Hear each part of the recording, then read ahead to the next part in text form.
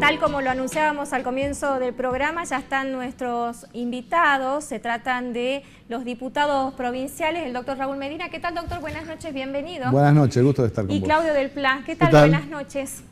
Claudio, ¿cómo toman ustedes, desde la postura política que llevan adelante esta visita del presidente de Estados Unidos, Barack Obama, a nuestro país, que es un hecho político relevante, estimo yo, ¿no? Sí, relevante es indudablemente porque marca, sí tiene muchos significados, pero a ver, el primero es que Obama, como antes el presidente francés y después antes el presidente italiano, han venido a respaldar la política de Macri.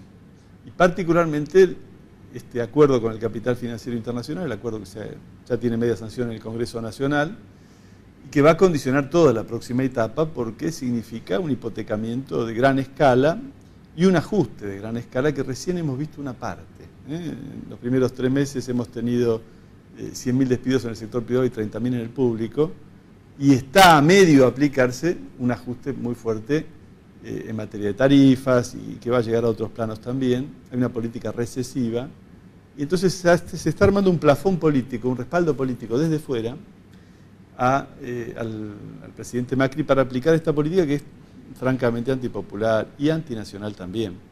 Así que es llamativo o simbólico que venga además en un aniversario de un golpe militar, porque si uno dice, bueno, ¿cuál es la referencia principal del golpe que se dio hace 40 años? Y bueno, fue un golpe para aplicar un ajuste. Usted, doctor, mantiene la misma tesitura que Claudio del Pla con respecto a esta visita que obviamente nos inserta en el mundo indudablemente del cual estábamos bastante alejados, no sé si con una visión netamente capitalista, pero a lo mejor con alguna perspectiva. No, la realidad que a mí me parece que es una situación totalmente distinta a la que describe Claudio. Yo no creo que hayan venido a apoyar a ningún presidente. Si bajo esa lógica lo hubiera ido a apoyar Obama a Raúl Castro a Cuba hace 2 días, me parece que eso no es así.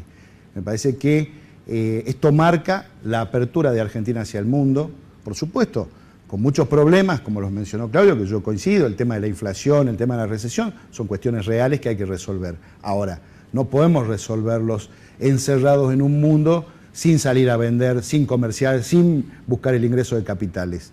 El justicialismo le ha dado a Macri la oportunidad de tener media sanción en el Senado de la cuestión del pago de la deuda. Me parece que es importante. Ahora, por supuesto, el justicialismo también debe controlar que la inflación no se dispare a los niveles que se disparó estos 3 meses, que el empleo no se pierda. Bueno, me parece que son cuestiones que vamos a tener que llevar en el camino, digamos, sobre todo para Salta, que es una provincia sumamente pobre, con una pobreza estructural y del norte argentino. Creo que es importante estar ahí, plantear las situaciones que nos hacen falta y ver cómo de alguna manera navegamos este pequeño temporal que vamos a tener de acá a los próximos 8 años. Con respecto a este temporal, ¿es propio de lo que no se planificó, se hizo mal o no se previó en una gestión anterior?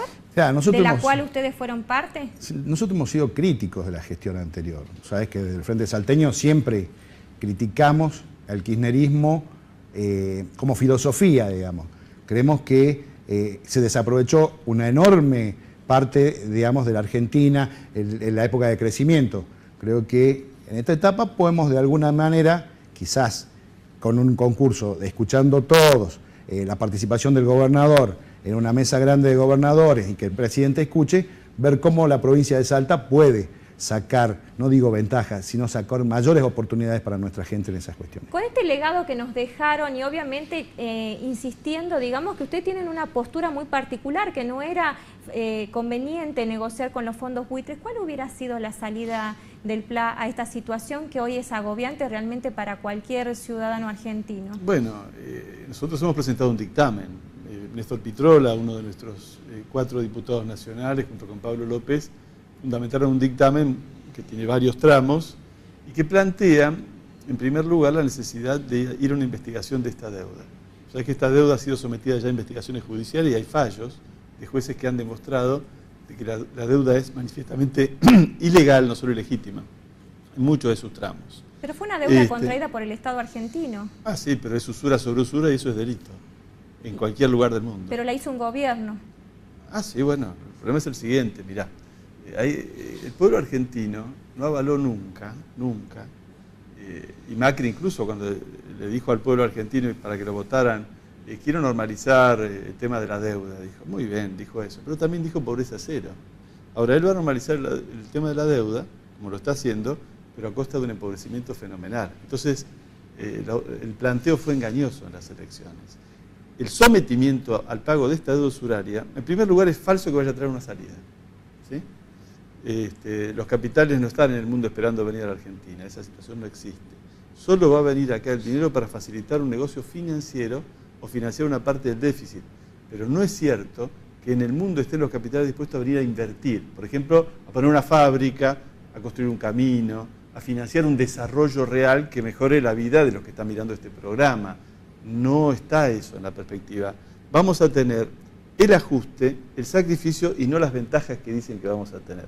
El planteo que hicimos en la Cámara de Diputados era un planteo muy serio, decía, investiguemos esta deuda, digámosle al pueblo argentino de qué se trata, cómo fue estafado. Por ejemplo, mira, el presidente del Banco Central, hoy, Sturzenegger, está procesado porque él intervino en otra operación muy parecida a esta que se hizo con otro gobierno, con el gobierno de la Alianza, ¿sí? Es decir, que ha habido procedimientos delictivos. Y si hubiera habido investigación en regla, hubiéramos encontrado muchos procedimientos delictivos. Si se investiga como propone el Partido Obrero, tendríamos funcionarios responsables y tendríamos acreedores responsables que sabían que estaban, siempre un delito se comete en este tipo de delitos de a dos. Viniendo al terreno provincial vamos a tener un año bastante difícil, complicado para poder salir de esto que usted decía, un temporal, doctor. Sí. Legislativamente, ¿cómo se puede trabajar para realmente contener las demandas de la gente, ir acorde a lo que el gobierno provincial quiera y que va a tener relación directamente con lo que pasa en Nación? Realmente una cadena bastante larga para combinar para poder tener un final feliz. La verdad que yo creo que desde la legislatura nosotros tenemos la oportunidad de controlar a los funcionarios, controlar a los ministros, controlar a los secretarios. Cosa que parece que en este país faltó. Y parece que hay cierta falta de control en general en la Argentina, digamos, pero creo que en Salta nosotros podemos poner, digamos, realmente ese control, que sea férreo, que sea legal las cosas que hagan. Hemos tenido ejemplos de funcionarios que están incluso ahora, que están presos o que están procesados por algunos delitos con el tema de tierras, por ejemplo. A nosotros nos parece que hay que controlar a todas las áreas del gobierno para que den respuestas a la comunidad. Esa es una tarea importante de la legislatura, el control. Y la otra tarea es proponer sistemas de transparencia, sistemas de control, no solo legislativos, sino que funcionen en toda la provincia, como por ejemplo el tema del defensor del pueblo, que sea provincial, para que de alguna manera tengamos un doble control en lo que hace a la gestión. A veces se denuncia y se denuncia control, pero efectivamente no se llega a las consecuencias, ¿no? Porque hay que hacer un balance. Mirá, a ver, nosotros hemos planteado que se constituya un rol muy importante que tienen, una función que tienen muy importante las cámaras de diputados, que es la posibilidad de hacer comisiones especiales investigadoras, ¿sí? Es decir, el poder político... ¿Eso nunca prosperó? Bueno, no, alguna vez se ha constituido. Por ejemplo, se constituyó una sobre Salta Forestal. Pero en varios otros casos, por ejemplo, cuando el diputado Aparicio aparecía comprometido con el tema droga en el norte y con el crimen de Liliana Ledesma, ahora volvió Aparicio a las noticias porque el camión del Febrero Blanco era de él. Ya murió, pero el camión era de él, de 250 kilos. Durante 6 meses con Pablo López reclamó que se constituya una comisión investigadora y antes de investigarlo y desarmar una trama que es criminal, que mata personas, que se enriquece sobre la base de destruir la salud de las personas y que ya copó el poder político, mirá los concejales ahora en Salvador Massa, esto fue hace 10 años lo que te digo, nunca quisieron investigarlo, prefirieron sacarlo del medio para que esté impune. Estuvo en la justicia, nunca realmente se fue a fondo con el diputado Aparicio y ahora tenemos nuevos casos y un entramado más profundo, jueces, concejales metidos hasta el cuello en esto. El viernes fueron tres legisladores del PO a Salvador Massa. Nos entrevistamos con un montón de gente, fue Pablo López, Gabriela Jorge, Gabriela Serrano, estuvimos en los colegios discutiendo con los chicos lo que pasa allí con el narcotráfico. Todo el mundo sabe la trama que hay de las instituciones del Estado y de la Fuerza de Seguridad metidas con el narcotráfico. Nosotros dijimos hace 10 años, investiguemos los representantes del pueblo para desarmar esa trama y resulta que hoy la trama ya ha descompuesto todo el tejido. Doctor, usted siempre ha insistido dentro del Consejo Deliberante con órganos que regulen la transparencia de algunos actos en aquel entonces municipales. ¿No se puede aplicar a nivel provincial este tipo de organismos teniendo en cuenta, porque usted mencionaba recién la situación de Parque La Vega? La situación de Parque La Vega se desató porque la gente insistió, denunció y mostró realmente pruebas de lo que estaba sucediendo. Si la gente no lo hubiera hecho, no hay un organismo que realmente lleve adelante un proceso y pueda ver efectivamente que no se está cumpliendo con la normativa. Es así como vos decís. Nosotros, yo propuse, me acuerdo que cuando era concejal, el tema de la Oficina Anticorrupción, creo que insistí 4 años con ese tema y bueno, ahora la crearon pero por decreto, no por ordenanza a nivel municipal. Nosotros presentamos ya en diciembre del año pasado el proyecto de la creación de la Oficina Anticorrupción a nivel provincial. Digamos. Eso es un camino, digamos, un camino que tiene que ver con órganos extrapoder, si se quiere llamar, de control, donde usted el ciudadano habla de tenga... extrapoder. ¿Sería una persona que no esté acorde políticamente con el gobierno de turno? Claro, que no tenga vinculación con el gobierno de Así turno, es el proyecto que sea, presentado. claro, que sea elegida en un proceso transparente, digamos, como se había planificado la primera Defensoría del Pueblo de la ciudad de Salta, que fue la primera en el país. ¿Y usted cree que va a tener acompañamiento político para crear esto? Esperemos que sí, esperemos que sí. Yo te digo, vengo conversando, vengo charlando dentro del bloque. Creo que es importante, digamos, ayudar para que la provincia cada vez tenga más transparencia, para que haya menos puntos oscuros y básicamente para que haya mayor control ciudadano. Ahora, el tema es que cuando se crean este tipo de organismos realmente queden en manos de personas que lleven un control, porque si no, por ahí se crean estos organismos y quedan con autoridades que son del propio oficialismo. Lógico, es una pantalla que termina convalidando todo lo que pasa en la provincia con la auditoría y lo que pasa en la provincia con estos defensores del pueblo que los designan las mayorías circunstanciales. En caso de que tendrían que ser electivos. ¿Usted lo aprobaría? Si fuera electivo, siempre hemos planteado, si fuera electo directamente y con derecho de revocatoria, con derecho lo aprobaríamos. Pero te quiero decir algo. Santiago del Estero es electivo. Ya que estamos viendo el problema del control, yo hace unos años hice 5 denuncias contra el ex gobernador Romero sobre el tema tierras. Hubo un fiscal de esta provincia que a partir de las denuncias que yo hice dijo, debe investigarse una asociación ilícita, el fiscal Barrio Nuevo. ¿Sí? Y esa denuncia no prosperó. Y este hombre todavía no fue a declarar a la justicia, Juan Carlos Romero. Ahora parece que le han pedido al Senado de la Nación que declare, que le quiten los fueros. Pero la gente de este barrio, de Parque La Vega, movilizándose, logró que imputaran del mismo tipo de delito al jefe, al encargado de Parque La Vega, de Tierra y Hábitat, me estoy equivocando hoy, por este mismo delito de asociación ilícita. Te puedo asegurar que los delitos que yo denuncié son todavía muchísimo más graves, porque se ejercieron de la máxima magistratura de esta provincia y la causa no avanzó un paso. Entonces tenemos problemas con la complicidad del Poder Judicial, con el Poder Ejecutivo y con los que tienen el poder económico en esta provincia, y los organismos de control, otros que creemos, por ejemplo, te planteé el caso de las comisiones investigadoras parlamentarias, cuando se trata de meterse en los temas realmente importantes, donde hay que destapar la olla, el Parlamento, la mayoría del Parlamento no las aprueban. Tenemos varias experiencias al respecto. Doctor, mañana conmemoramos un nuevo aniversario del golpe militar. ¿Qué ha cambiado en nuestro país? Obviamente que hemos recuperado muchas cosas, pero desde una mirada política y amplia, ¿hacia dónde vamos? Mira, la verdad que a mí el mayor mensaje que me deja es ver cómo nuestros chicos, mis hijos, que van a la escuela primaria, aprenden, por ejemplo, los meses de marzo. ¿Qué pasó un 24 de marzo? ¿Cómo era antes? ¿Cómo era antes del 83? ¿Qué se podía decir? ¿Qué no se podía decir? Si teníamos libertad o no. Creo que, digamos, no solo los derechos, sino las libertades conseguidas hay que conservarlas. Y eso nunca hay que perder. Tampoco obviamente, hay que perdonar, pero no olvidar para que no nos vuelva a pasar. Creo que lo más importante es tratar de avanzar, no solo recordando, sino también tratando de involucrarnos en los temas y viendo cómo le llevamos soluciones al vecino.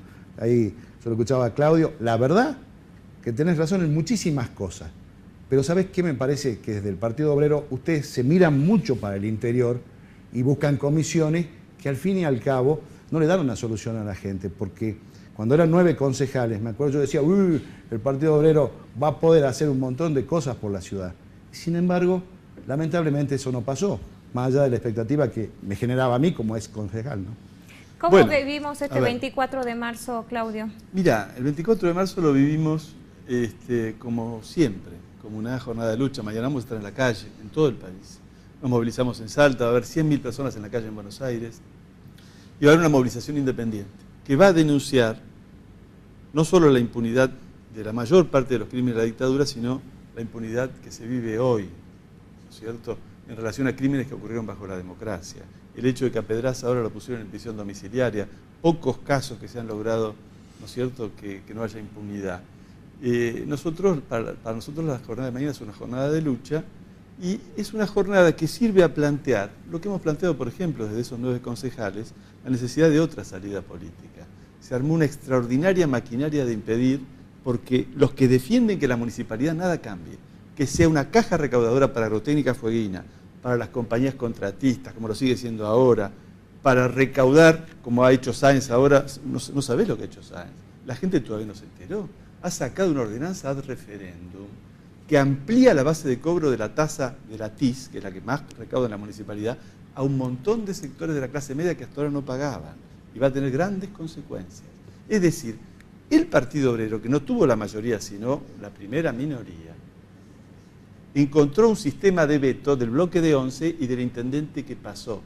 Ahora queda muy claro ese sistema de veto que hubo porque defendían estos negocios y cerraron filas. Por eso se constituyeron una especie de máquina de impedir. Los planteos del Partido Obrero siempre estuvieron. Siempre. Doctor, lo despido con la expectativa de que prospere esta oficina anticorrupción y realmente sea un organismo que pueda controlar por el bien de la clase política dirigente para que volvamos a recuperar la confianza en la dirigencia y realmente sea un órgano de control de las cuentas públicas. Muchísimas gracias. Gracias, Claudio. Gracias Buenas noches. a vos. Última pausa y ya volvemos con el último bloque de nuestro programa.